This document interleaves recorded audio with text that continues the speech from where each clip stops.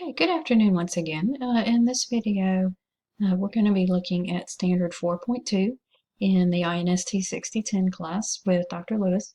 And this one was to design, develop, and implement technology-rich professional learning programs that model principles of adult learning and promote digital age best practices in teaching and learning and assessment.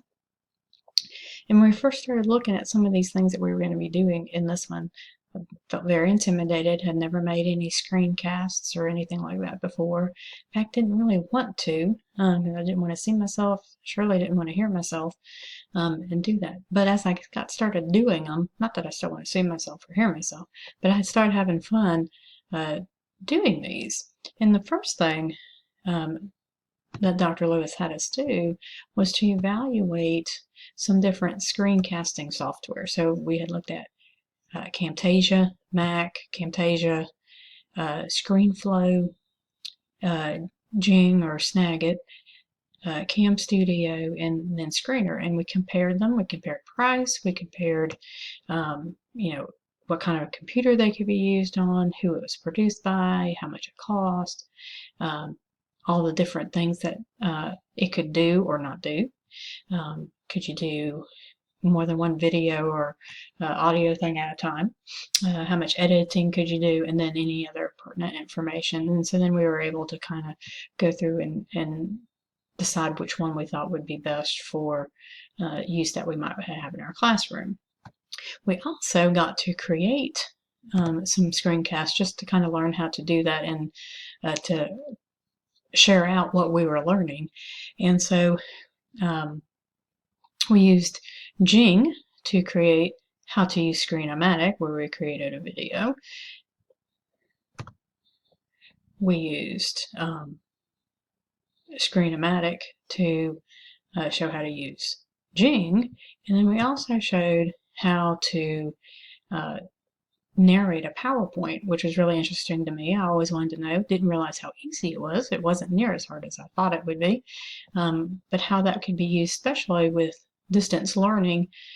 Because if you one-on-one, when you're showing a PowerPoint generally in class, that you're narrating it as you do it. But if you have students who are absent, or if you're doing distance learning or something, they're not getting all that extra information that you're talking about as you're typically showing a PowerPoint. So I really decided that I liked that one and thought that one was really cool.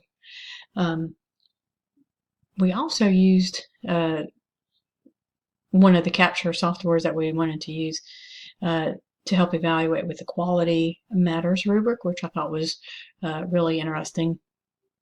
And we were able to get some of that information and show that out using screencast to show and explain why we were grading that rubric the way that we were.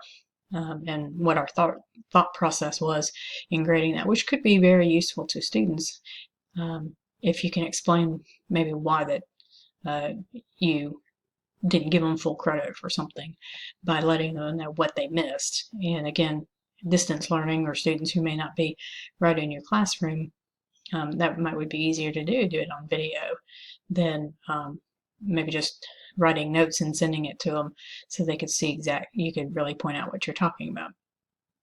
The other part that we did, and I mentioned this in one of the other videos too, but we did work with LMS, and like I had said in the other video, I chose Canvas because that's what my school had decided to use, and I thought it was really cool, again, as we go through it, that I can upload my syllabus, that the kids can get that.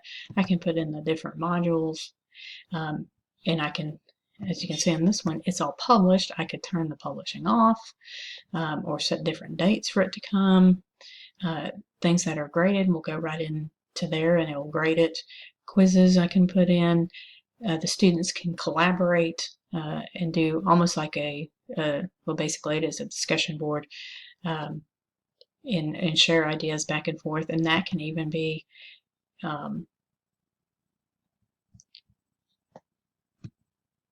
set to different things, so it can just be amongst 3 or 4 students as a group or whatever. So, but anyway, really got liking to use all the screencasting software, especially the Screenomatic, which I'm using for this, which is it kind of became my favorite out of all of them. But loving the fact that things can be recorded for students who aren't here, maybe absent one day, or off campus taking class through distance learning, or homebound students or whatever. But I really got to enjoy using the screencasting software and thought that and enjoyed that probably the most of everything that we did.